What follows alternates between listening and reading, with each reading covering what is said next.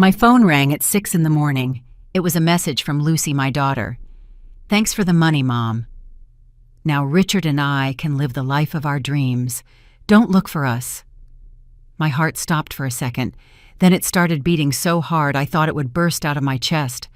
I ran to the guest room where I had left the black bag with $15 million. The chest was open, empty. Lucy and Richard had disappeared in the early morning, taking what they thought was my entire fortune.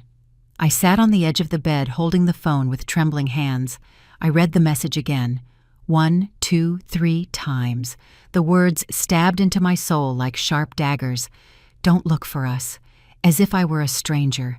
As if I weren't the woman who had raised her alone for 22 years after her father abandoned us. As if I wasn't the one who had worked double shifts at the hospital to pay for the private college she wanted so badly. The room was spinning around me. The smell of the lavender air freshener Lucy had put out the night before. Now it made me sick. Everything was exactly the same. The pale pink bedspread I had bought for when she visited, the lace curtains I had sewn myself thinking of her comfort, the family photos on the nightstand, showing us together at her graduations, her birthdays, our trips. I picked up one of those photographs. It was from her wedding day 3 years ago. I was standing next to her, radiant in my gold dress, holding her hand, while Richard looked at her with those eyes that I now know were filled with ambition, not love. I had spent my savings on that wedding, $30,000, so she could have the perfect day she had always dreamed of. The church filled with white flowers, the wedding dress imported from Paris, the reception at the most elegant hotel in the city. "Mom, you're the best in the world," she had whispered in my ear that day. "I don't know what Richard and I would do without you." Her words sounded so sincere, so full of genuine gratitude. Now I understood. Even then, they were already planning how to get everything they could from me. Every hug, every "I love you, Mom," every Sunday visit had been calculated, measured, designed to keep me giving and giving until I was empty. My fingers traced the glass of the photograph, stopping on my own smile. 68 years of life, 45 of them dedicated completely to Lucy. I had given up opportunities for love, for travel, for personal pleasures, all to make sure she had the best. When Richard appeared in her life 5 years ago, I welcomed him with open arms. A successful engineer, he said. A man who would make her happy, I thought. The first alarm bell should have been when they started asking me for loans. Small at first. $1,000 to fix Richard's car, $3,000 for the deposit on their new apartment, $5,000 for this business they were going to start together, always with promises of repayment that never came, always with explanations that sounded reasonable at the time, but now in hindsight were clearly elaborate lies. The phone vibrated again. Another message from Lucy. "I know you're angry, but someday you'll understand. We deserved this chance. We've been struggling for a long time." Struggling. The word burned inside me. She didn't know what real struggle was. She didn't know what it was to work 16 hours a day as a nurse, to come home with swollen feet and hands cracked from disinfectants, only to find her college tuition bills waiting in the mailbox. I got up and walked to the window. The sun was beginning to rise, painting the sky in shades of orange and pink. It was a beautiful dawn, but I could only see betrayal reflected in every ray of light. My neighbors were starting their morning routines. Mr. Johnson watering his garden, Mrs. Davis going out to get the newspaper, the kids across the street waiting for the school bus. Normal life, normal routine, while my world was quietly crumbling behind these walls. I went back to the guest room and sat on the floor next to the empty chest. The hinges still held the metallic smell of the money I had put there the night before. Money I had withdrawn from the bank so carefully, explaining to the manager that I needed to make a large purchase in cash. My dream house, I had told him, my golden retirement after decades of hard work. But now there was no house, there was no golden retirement, there was only an empty bag and the echo of my daughter's words ringing in my head like an emotional death sentence. I closed my eyes and let the memories flood over me like an unstoppable avalanche. Lucy was 5 years old when she promised me that one day she would buy me a big house so we could be happy together. We were sitting in the small 2-bedroom apartment where we lived after the divorce, eating instant soup because it was all we could afford that week. Her chubby little hands held the spoon awkwardly as she told me in that sweet little voice, "Mommy, when I grow up, I'm going to work a lot and give you everything you deserve." What a cruel irony of fate. Now she had everything I had given her, and I was left with empty hands and a shattered heart. I got up from the floor and walked to my room where I kept a shoebox full of memories.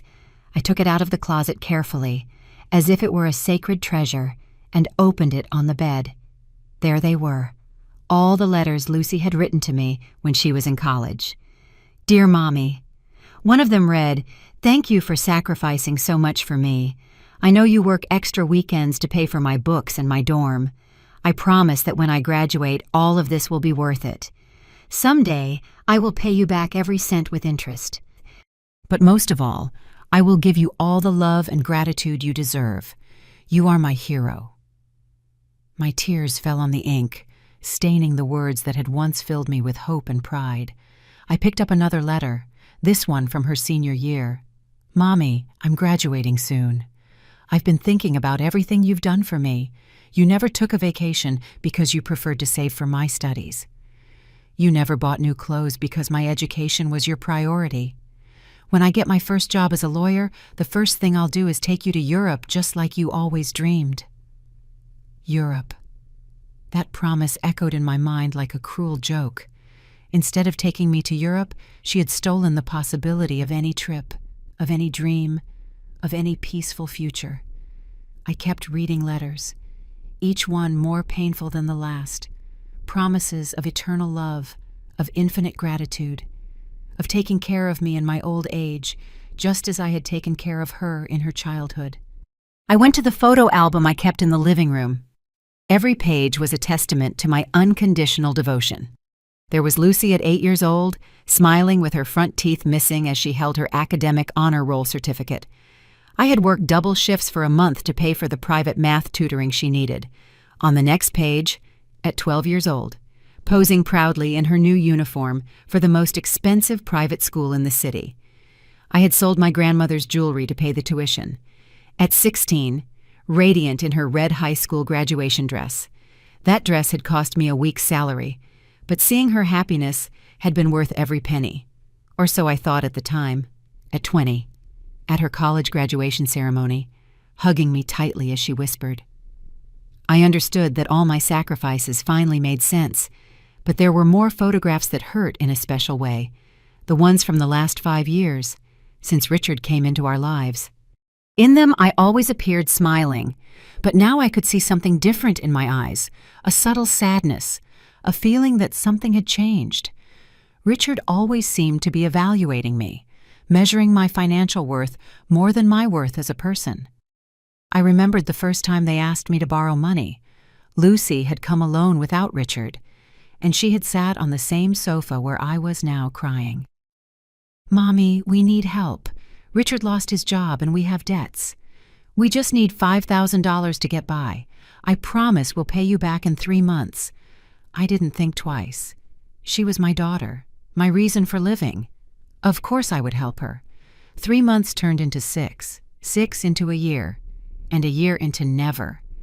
When I asked them about the money, they always had a new excuse, a new emergency, a new promise that they would pay me soon.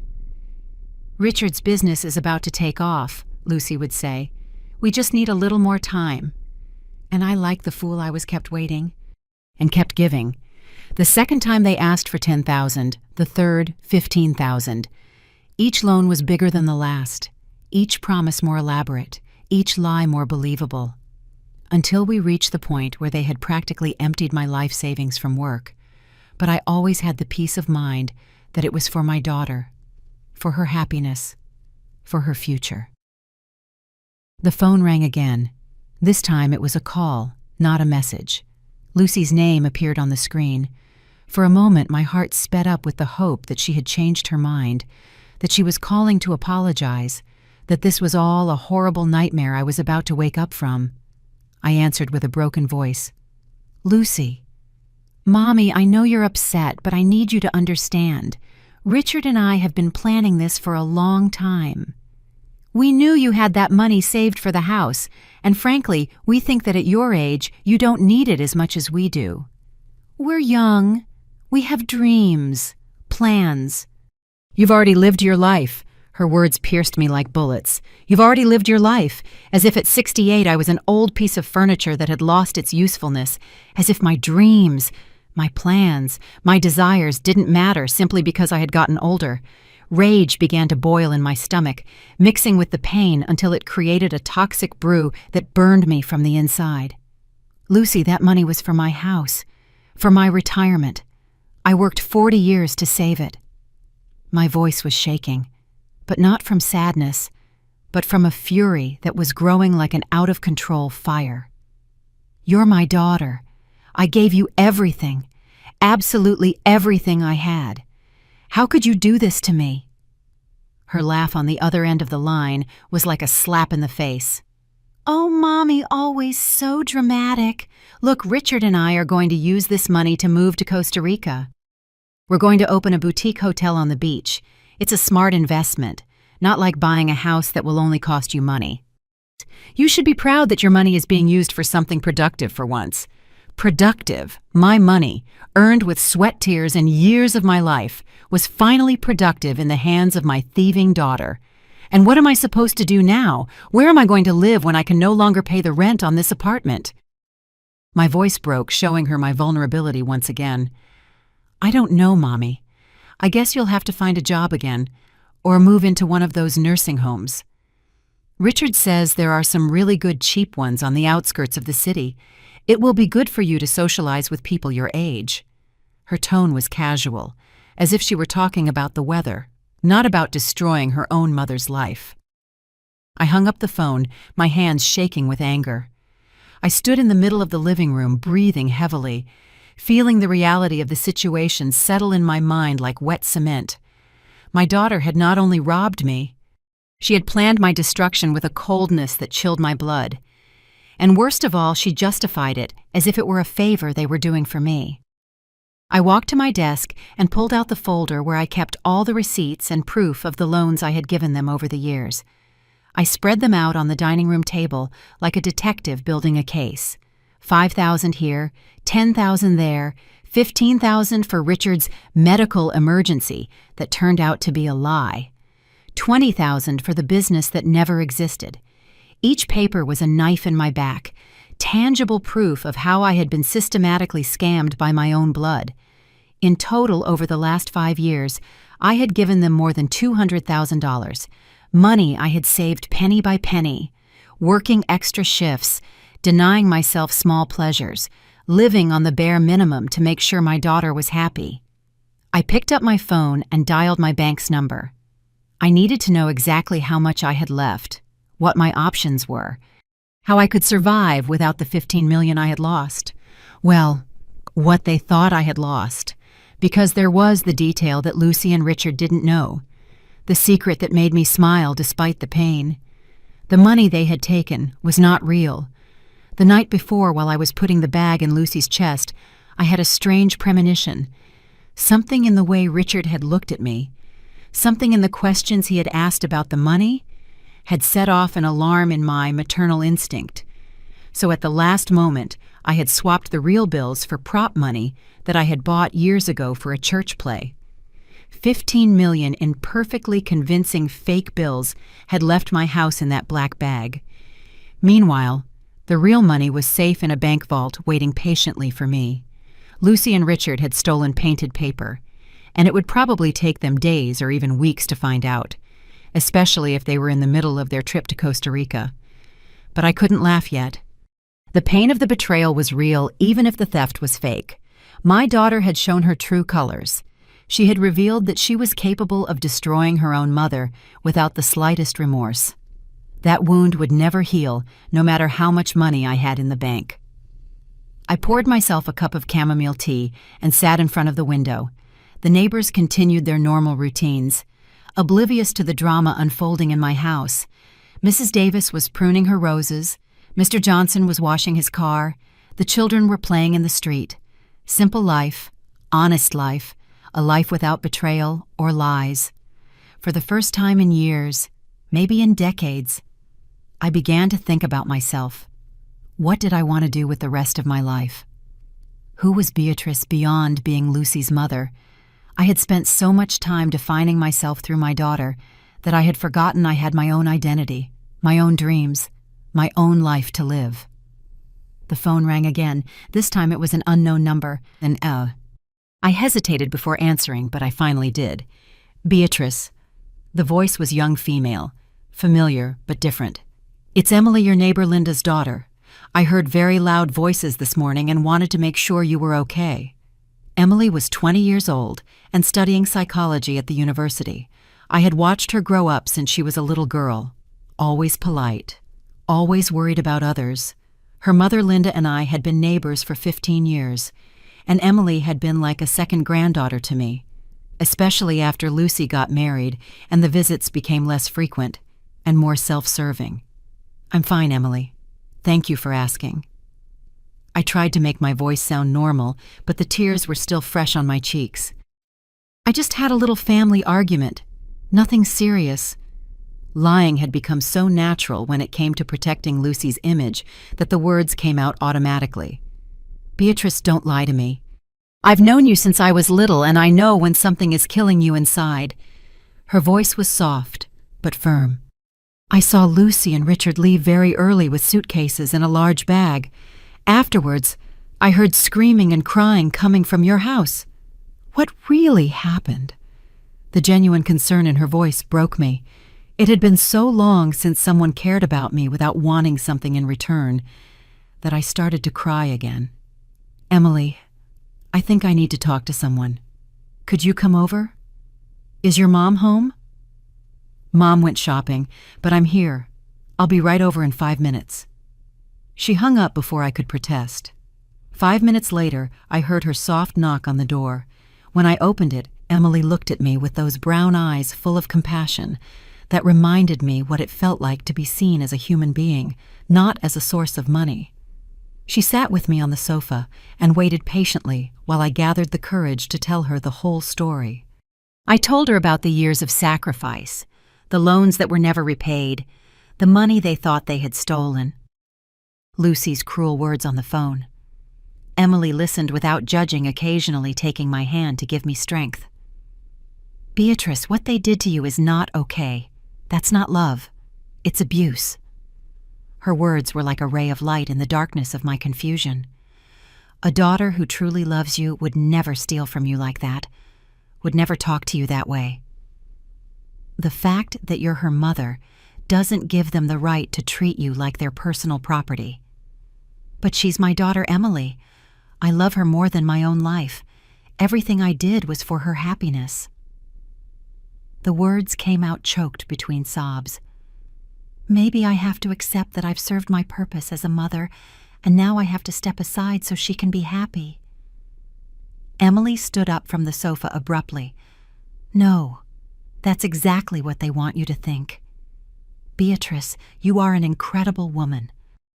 You've worked your whole life. You've raised a daughter practically alone.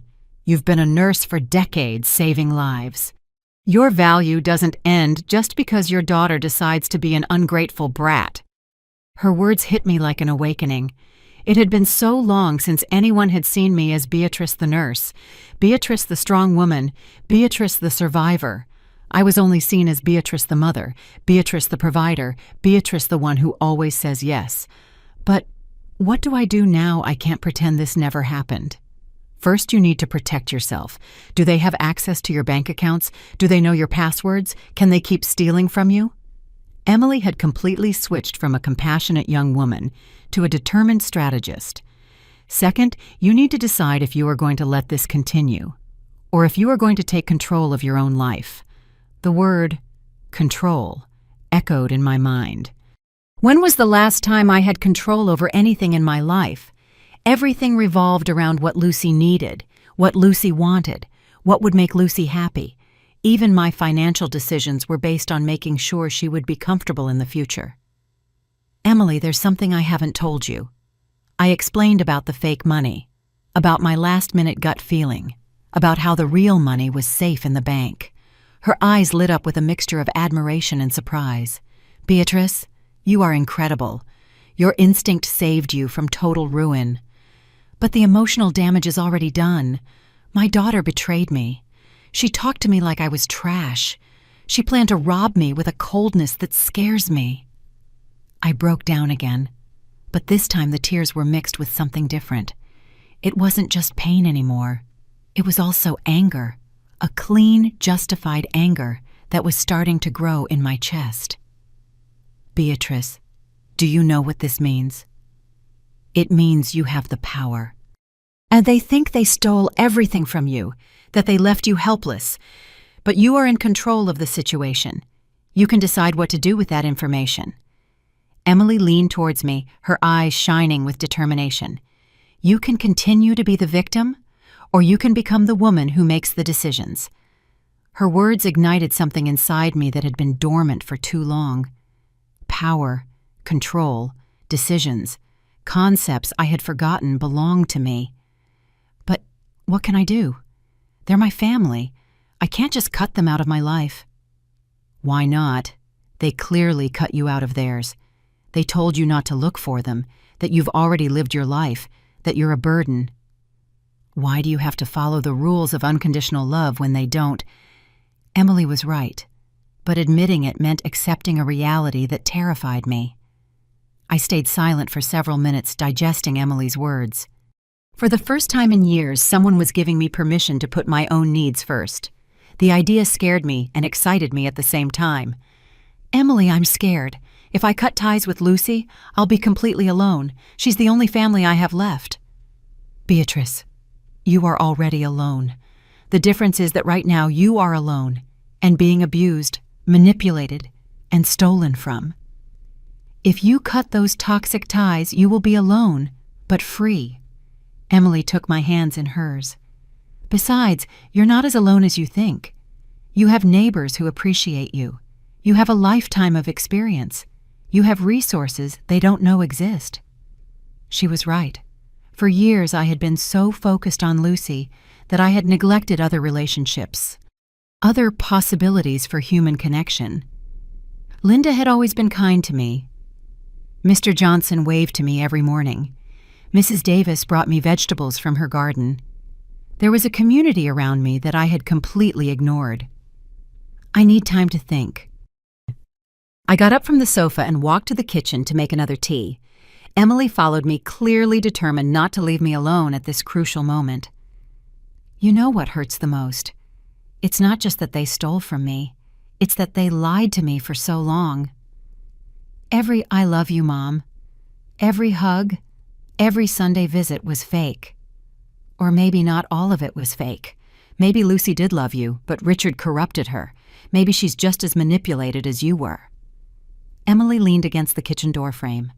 "But that doesn't change the fact that she hurt you deeply and that you need to protect yourself."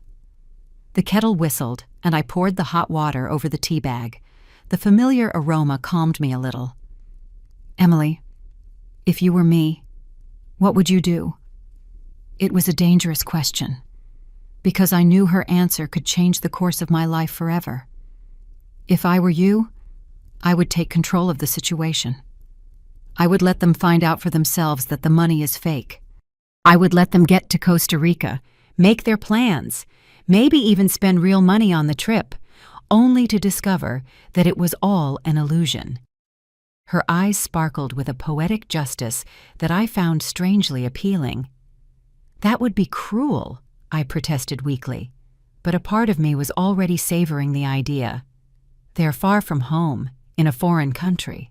If they find out the money is fake, they'll be stranded. "Beatrice, they were cruel to you first. They robbed you, humiliated you, told you your life isn't worth anything anymore. Why do you have to be the only one acting with compassion in this situation?" Emily had a valid point that I couldn't argue with. My phone rang again. This time it was Richard. I hesitated before answering, but Emily motioned for me to pick it up. "Hello, Richard."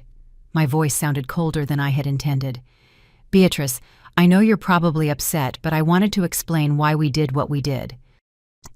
Are you going to explain why you stole my life savings? The sarcasm in my voice surprised even me. Emily smiled and gave me an approving nod. Look, don't see it as theft. See it as an investment in your family's future. Lucy and I are going to do something big with this money. My family, Richard, you just robbed me and kicked me out of my own family. What future are you talking about? My words were firmer now, fueled by the outrage that Emily had helped awaken in me. Besides, I'm curious. Have you already verified that all the money is in order? There was a long pause on the other end of the line. What do you mean by that? His voice had lost its arrogant confidence.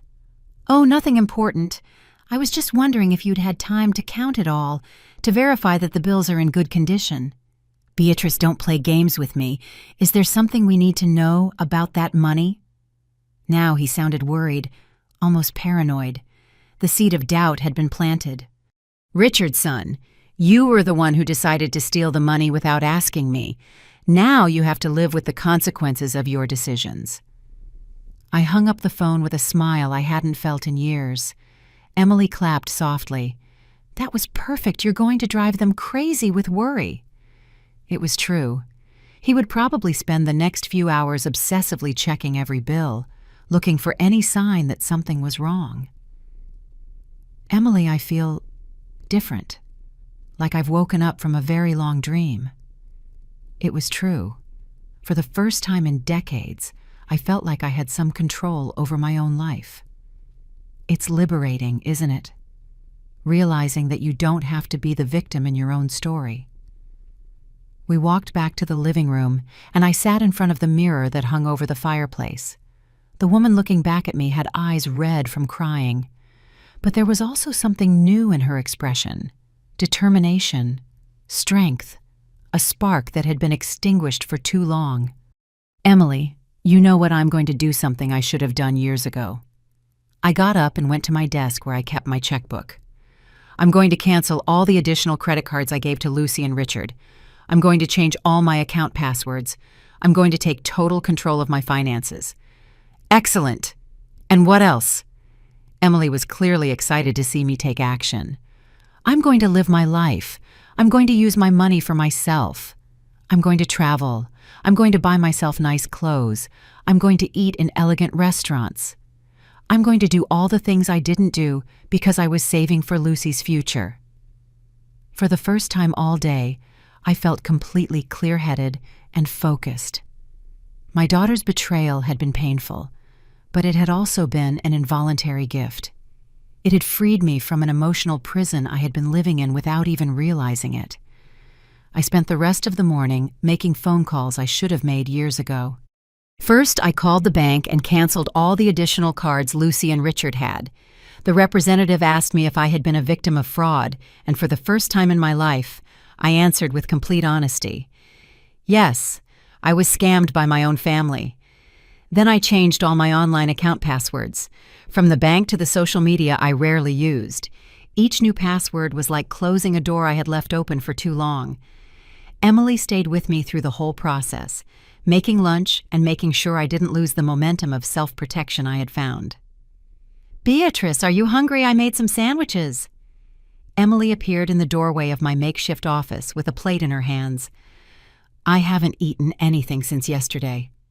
I realized it was true. Between the anxiety of guarding the money and the shock of the betrayal, I had completely forgotten to feed myself.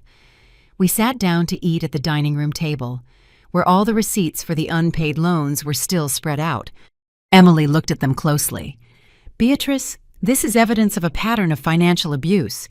If you wanted to, you could press legal charges against them. The idea was both terrifying and tempting. I don't know if I could do that. She's still my daughter. The words came out automatically, the conditioned reflex of years of protecting Lucy from the consequences of her actions. Emily looked at me with an expression that mixed understanding and frustration. Beatrice, she didn't protect you. Why are you still protecting her? It was a valid question that had no easy answer. My phone vibrated with a text message. It was from Lucy. "Mommy, Richard is paranoid about something you told him. What did you tell him about the money? We're at the airport waiting for our flight, and he won't stop checking the bag." I smiled as I showed the message to Emily.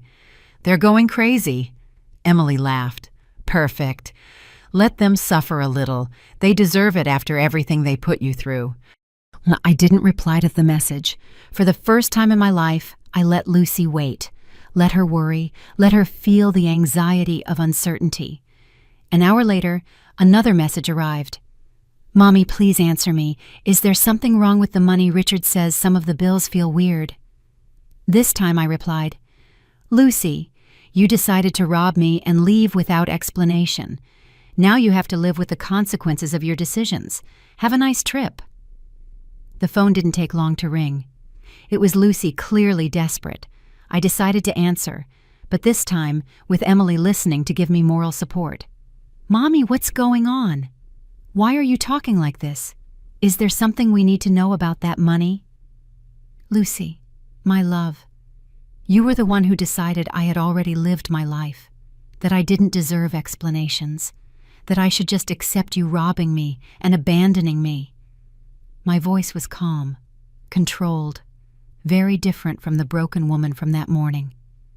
"Now, I'm deciding not to give you explanations." "But we're family. You can't do this to us." Her voice broke into a sob that once would have melted my heart immediately. But now, with the clarity that comes from hitting rock bottom, I could hear the manipulation behind the tears. "Lucy, this morning you told me you deserved the money more than I did because you're young. Now use it and be happy. Mommy, please, tell me what's wrong with the money." Her desperation was palpable through the phone. Part of me wanted to give in, to explain everything, to protect her like I always had. But Emily squeezed my hand and reminded me with her eyes of everything I had suffered that morning. "Lucy, when you decided to rob me, you lost the right for me to protect you from the consequences." I hung up the phone with steady hands. Emily hugged me. "Beatrice, I'm so proud of you. You are finding your inner strength." The rest of the afternoon passed in a strange peace. For the first time in years, I wasn't worried about what Lucy needed, what Lucy was thinking, what would make Lucy happy. I was focused on myself, on my own feelings, on my own needs. It was such a strange sensation, it almost made me dizzy. Emily left at 5 in the afternoon, but not before making me promise to call her if I felt weak or tempted to rescue Lucy from the consequences of her actions. "Remember, Beatrice, you are not responsible for fixing problems that other people create for themselves." That night I poured myself a glass of red wine that I had been saving for a special occasion and sat on my balcony to watch the sunset. The sky turned violet and orange as I reflected on the strangest day of my life. I had lost my daughter, but I had found something I didn't know I had lost: my own dignity. My phone kept ringing all night, calls from Lucy, messages from Richard, even a voice message from Lucy, crying and begging me to tell her what was going on. Each notification was easier to ignore than the last. With every missed call, I felt like I was reclaiming a piece of myself that I had voluntarily given away years ago. At 10 at night, I received a message that made me smile genuinely. "Beatrice, the money is fake. It's all fake. How could you do this to us? We're stranded in Costa Rica with no real money. This is pure cruelty." It was from Richard, and his desperation was as delicious as the wine I was drinking. For the first time in decades, I went to sleep feeling completely in control of my own life. I woke up the next morning with a feeling I hadn't experienced in years. Peace. There was no anxiety about pleasing someone else, no worry about whether Lucy needed something. There wasn't that constant pressure in my chest that I had carried for so long I considered it normal. I stretched in bed, enjoying the absolute silence of a house that finally belonged only to me. The phone had been ringing all through the early morning, but I had put it on silent. When I finally checked it, I had 37 missed calls and 23 text messages, all from Lucy and Richard, each one more desperate than the last. I read them while I had my morning coffee, as if it were the daily newspaper. Mommy, please, we need help. We're in a cheap hotel in San Jose, and we don't have money to come back. Beatrice, this is inhuman. We are your family. How could you plan this? When did you become so vengeful? Mom, Richard says if you don't help us, he'll never speak to you again. That last threat made me laugh out loud. They would never speak to me again. After robbing me, humiliating me, and abandoning me, they were threatening me by not speaking to me. It was like a kidnapper threatening his victim with setting her free. It was the greatest gift they could give me. I got dressed with care that morning, choosing an emerald green dress I had bought years ago, but never worn because it was too elegant for a woman my age, according to Lucy. I put on makeup for the first time in months, fixed my hair, and looked at myself in the mirror with approval. The woman looking back at me looked dignified, strong, beautiful in her own maturity. I went for a walk around the neighborhood, something I hadn't done in years because I was always too busy working or worrying about Lucy. The neighbors greeted me with genuine warmth, and for the first time, I really saw them as individuals, not just as a backdrop to my daughter-centric life. Mrs. Davis invited me to have coffee in her garden. Beatrice, you look radiant today. There's something different about you. We sat among her red roses and talked about simple things, the weather, her grandchildren, my years as a nurse. It was a normal conversation, with no hidden agenda, no requests for money, no emotional manipulation. It was as refreshing as cold water on a hot day. Linda told me Emily was with you yesterday. She's a good girl. Very mature for her age. Mrs. Davis poured me another cup of homemade coffee. Yes, she was like an angel when I needed her most. I didn't go into details, but something in my tone must have revealed I had been through something difficult. Children sometimes disappoint us, Beatrice. They think that just because we gave them life, they've done their part. They forget that true love is reciprocal, not a debt that is eternally collected. Her words were like balm on wounds that were still fresh. Your son, too. My oldest son hasn't spoken to me in 3 years because I wouldn't lend him money for a business I knew would fail. The younger one only comes around when he needs something. She sighed deeply. At first, the pain was killing me, but one day I realized I was crying for children who no longer existed, for relationships that only lived in my imagination. Her words hit me like a revelation. I, too, was crying for a Lucy who perhaps had never really existed, for a mother-daughter relationship that had been an illusion, built on my need to be loved and her need to be supported. How did you move on? I started living for me. I learned to paint. I joined a book club. I made new friends who value me for who I am, not for what I can give them. She pointed to the roses surrounding us. This garden is my pride. Every rose that blooms is a small personal victory. I no longer need my children's approval to feel valuable. I returned home feeling inspired. For the first time in decades, I started making plans that didn't involve Lucy. I pulled out travel brochures I had been collecting for years. Italy, France, Japan, places I had always wanted to visit, but had postponed because the money was better invested in Lucy's future.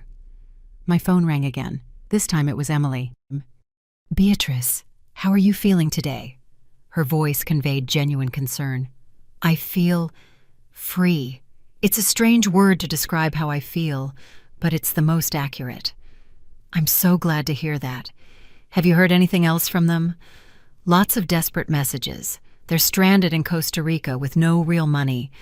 Part of me feels guilty, but a bigger part feels satisfied. It's natural to feel satisfaction when justice is served, even if it's accidental. Emily had that wisdom that young people who have observed life closely sometimes have. Are you going to help them come back? That was the million-dollar question. The Beatrice from a week ago would have already been at the bank, transferring money for the return flight, apologizing for having fake money in the house, promising it would never happen again. But the Beatrice of today was different. I don't know yet, but I know that whatever decision I make, it will be mine, based on what's best for me, not on what's expected of me as a mother. It was a revolutionary statement, coming from a woman who had spent 45 years putting her daughter's needs before her own. That afternoon, I sat at my desk and wrote a letter, not to Lucy, but to myself. A letter to who I had been, thanking her for all the sacrifices, but also saying goodbye to her. It was time to meet the woman I could be when I lived for myself. The letter I wrote that afternoon was the most honest I had ever written. Dear Beatrice of the past, it began. I want to thank you for everything you did, believing it was the right thing. You worked tirelessly. You sacrificed without limits. You loved without conditions. But I also want to tell you that it's time to rest. It's time for another Beatrice to take control. One who knows that loving doesn't mean destroying yourself. As I wrote, tears fell on the paper, but they weren't tears of sadness. They were tears of liberation, of saying goodbye to a version of myself that had carried too heavy a burden for too long. Every word I wrote was like releasing a stone I had been carrying on my shoulders. The phone rang again. This time I decided to answer, not out of weakness or guilt, but because I wanted to hear what they had to say from my new perspective. It was Lucy, and her voice sounded completely different. She was no longer the arrogant woman who had spoken to me the day before. Now she sounded like a distressed, scared child. Mommy, please, we need help. We don't have money for food, for the hotel, for anything. Richard is furious with me. He says this is my fault for trusting you. Her voice broke at the end, and for a moment, my maternal instinct threatened to resurface, but Emily had planted seeds of wisdom that were now blooming in my mind. Lucy, 2 days ago, you told me that I had already lived my life and that you deserved my money more than I did. What changed? My voice was calm, with no trace of the desperate woman who had answered the phone the morning before. Mommy, I didn't mean that. I was nervous. Richard pressured me to talk like that. Ah, so it wasn't really your opinion. You were just acting under pressure. I paused deliberately. Tell me, Lucy, how many of the things you've said to me in the last 5 years were really your opinions, and how many were pressure from Richard? The silence on the other end of the line gave me the answer I needed. My daughter had been living a lie for so long that she probably didn't even know how to distinguish between her true feelings and those Richard had implanted. But that didn't change the fact that she had chosen to hurt me. Mommy, I know we messed up, but we're family. Family forgives each other, right? It was the classic argument, the emotional manipulation that had worked hundreds of times before, but this time my ears were trained to recognize it. Lucy, family also respects each other, takes care of each other, protects each other. When you decided to steal my life savings, when you told me I no longer had the right to dream of my own house, when you abandoned me like I was trash, where was that family love? But you set a trap for us. You gave us fake money on purpose. Her voice now had a tinge of indignation that I found almost comical. Lucy, I kept money in a chest at your house because I trusted you. The fact that you chose to steal it was not my fault. And the fact that the money turned out to be fake, let's just say it was divine justice. Divine justice. We're your family. You're supposed to love us unconditionally. The desperation in her voice was palpable. And I did love you unconditionally for 45 years, but it turns out that unconditional love from me didn't generate unconditional love from you. It generated abuse, lies, and theft. I hung up the phone feeling a deep calm. For the first time in my adult life, I had set clear boundaries and defended them without apologizing. It was an intoxicating feeling, like discovering I had muscles I never knew existed. That night, I called the travel agency and booked a tour of Italy for the following month. I had dreamed of seeing the Roman ruins, walking the streets of Florence, drinking wine in Tuscany. For years, I had postponed that dream because it was too expensive, and the money was better saved for Lucy's emergencies. Now I understood that my own happiness was no less important than my daughter's. In fact, I had discovered that taking care of my own happiness made me a stronger, more complete person, more capable of giving genuine love instead of desperate love. Emily came to visit me that night with a bottle of champagne. "I'm celebrating your rebirth," she said with a radiant smile. We toasted on my balcony as the stars appeared one by one in the night sky. "Beatrice, there's something I want to tell you. Yesterday, when I saw you take control of your life, you inspired me. I've been in a toxic relationship with a guy from college, and your example gave me the courage to end it." Her words filled me with a different kind of pride than what I had felt for Lucy's achievements. This was a pride based on being a positive example, on helping someone else find their own strength through my own, not my weakness. Emily, that makes me so happy. Sometimes the most valuable lessons come from the most painful moments. Do you think Lucy will learn anything from this? It was a question I had been asking myself too. I don't know, and I've decided it's not my responsibility. My responsibility is to myself now. If she learns, it will be because she chose to, not because I forced her to. That night, for the first time in years, I didn't check my phone before going to sleep. I didn't worry about whether Lucy was okay, if she needed anything, if she was angry with me. I focused on my own plans, on my own dreams, on the woman I was discovering I could be when I lived for myself. 3 months later, I was sitting on a terrace overlooking the Mediterranean, on the coast of Cinque Terre, Italy, sipping a perfect espresso as the afternoon sun painted the sea gold and pink. I had toured Rome, Florence, Venice. Each city more beautiful than the last. Every day a confirmation that I had made the right decision. My phone was filled with photos of places I had dreamed of seeing for decades. Exquisite meals I had savored without rushing.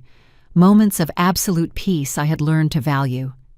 I hadn't heard from Lucy or Richard again after that last desperate call from Costa Rica. Emily had told me that her mother had heard from a neighbor that they had returned to the country, but they hadn't tried to contact me.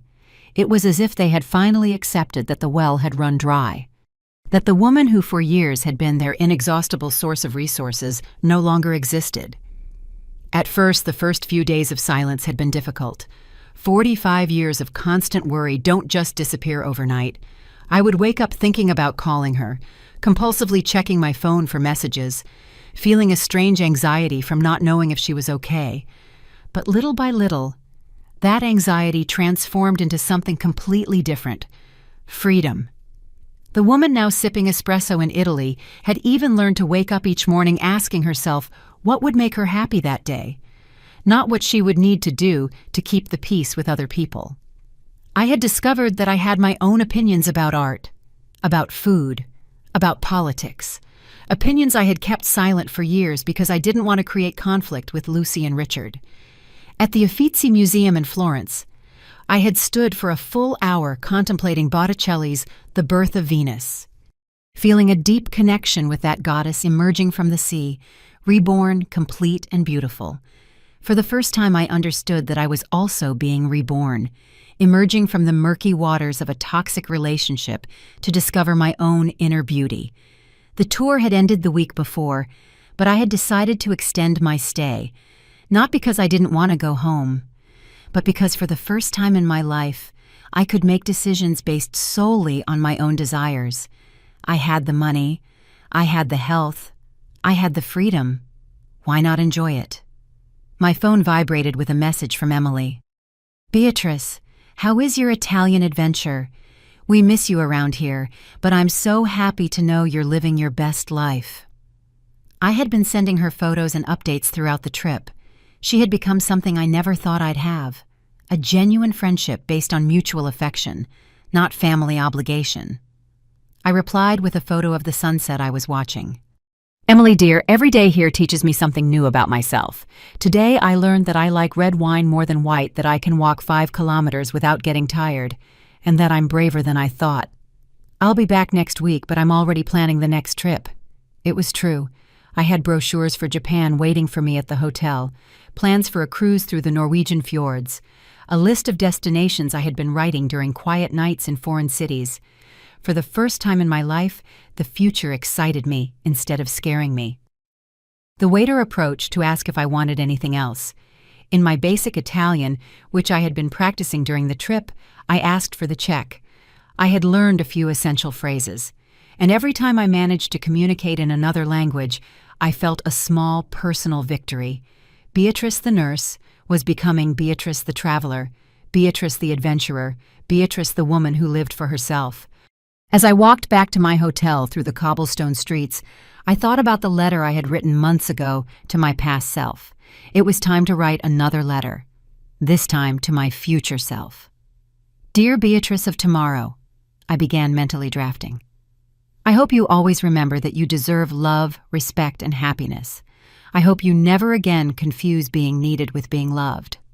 I hope you continue to choose your own peace over the guilt that others try to impose on you. Arriving at the hotel, I stopped in front of the lobby mirror. The woman looking back at me had her hair slightly tousled by the sea breeze, her cheeks rosy from the Italian sun, and something in her eyes I hadn't seen in years. Genuine self-satisfaction. It wasn't the satisfaction of having pleased someone else, but the deep satisfaction of having chosen her own happiness. I went up to my room and sat on the balcony overlooking the sea. Tomorrow, I would take the train back to Rome, then the flight home, and begin the next chapter of my life. But I was no longer afraid of the future. I had learned that when you live for yourself, when you make decisions from a place of self-love instead of fear of abandonment, the future becomes an exciting adventure instead of a heavy burden. I picked up my phone and wrote one last message to Emily. Today, I don't need anyone's permission to be happy. See you soon. It was more than an update on my trip. It was a declaration of emotional independence, a manifesto of a woman who had learned to live without apologizing for existing. 6 months after my return from Italy, I was standing in front of the mirror in my new apartment, putting on a pearl necklace I had bought in a small jewelry shop in Venice. It was Friday night, and I had a date. At 68 years old, after decades of believing that romantic love was no longer for me, I had met Javier at the book club I joined after the trip. Javier was 70, a widower for 5 years. And when he looked at me, he saw Beatrice the woman, not Beatrice the available mother, or Beatrice the source of money. Our conversations revolved around books, travel, dreams we still wanted to fulfill. It was refreshing to have conversations where no one needed anything from me, except my genuine company. Tonight we were going to dinner at a restaurant I had chosen, not because it was the cheapest or the most convenient for others, but simply because I felt like eating seafood and watching the sunset from its oceanfront terrace. It was a small but significant freedom, choosing a restaurant based solely on my own tastes. My new apartment was smaller than the house where I had lived for years, but it was completely mine. Every piece of furniture, every painting, every plant had been chosen because I liked it, not because it was practical for when Lucy came to visit. The walls were filled with photographs from my travels. The Roman Colosseum, the canals of Venice, the snowy mountains of Switzerland that I had visited last month. Emily came to have tea with me every Sunday. She had become the daughter of my heart I never knew I needed, a relationship based on genuine affection and mutual respect.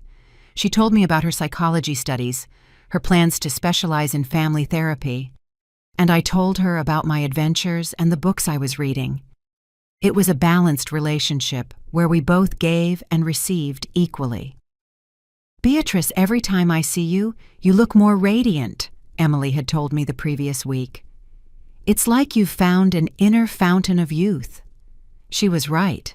It wasn't that I looked physically younger, but there was something in my posture, in the way I walked, in the way I spoke, that reflected a confidence I had never had before. 3 months ago, I had received a letter from Lucy, a physical letter sent by mail, not a text message or a call.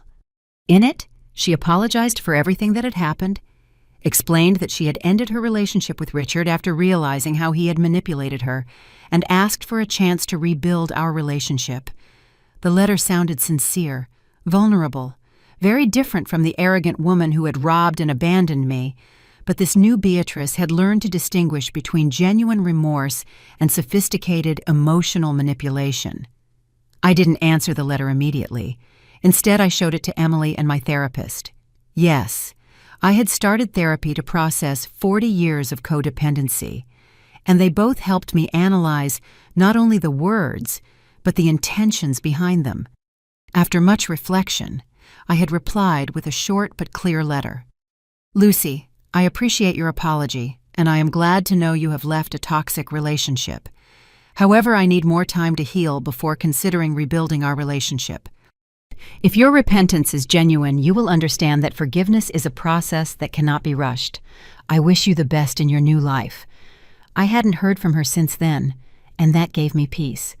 If she had really changed, she would respect my boundaries and my need for time. If she hadn't changed, she would eventually pressure me again, and that would give me the confirmation I needed about her true intentions. The doorbell rang, and I felt a genuine excitement, not the anxiety that used to accompany visits in my previous life. It was Javier, punctual as always, with a smile that reminded me why I had decided to give love a chance at this stage of my life. Not because I needed a man to feel complete, but because I had learned that when you love from a place of personal wholeness, love is a gift, not a desperate need. Beatrice, you look beautiful, he said, offering me his arm. He was wearing a white shirt that highlighted his golf tan and those gray eyes that always looked at me with a mixture of admiration and genuine tenderness. Thank you, Javier. You look very handsome, too. As we walked to his car, I thought about how different these butterflies in my stomach were, compared to the constant anxiety I had felt for years. These butterflies were from excitement, from anticipation for a pleasant evening with someone who valued my company. They weren't butterflies of fear of being abandoned or rejected. At the restaurant, as we shared a bottle of white wine and talked about the book we had both finished that week, I realized that this was the life I had always deserved. A life where my opinions mattered, where my tastes were respected, where I didn't have to walk on eggshells to keep the peace.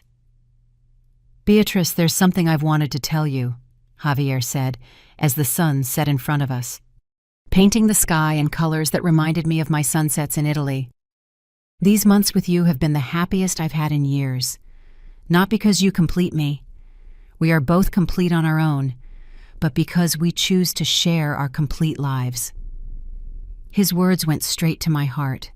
It was exactly what I needed to hear, that I was loved for who I was, not for what I could give. Javier, I feel the same way.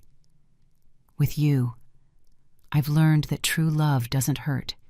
It doesn't demand. It doesn't exhaust. It nourishes. It respects. It celebrates. As we returned home that night, with Javier's hand in mine and the stars shining above us, I reflected on the path that had led me to this moment. Lucy's betrayal had been the most painful and most valuable gift of my life. It had forced me to wake up from a nightmare of codependency that I had mistaken for love for decades. Now, at 68 years old, I had finally learned the most important lesson of all. You don't need anyone's permission to live your own life.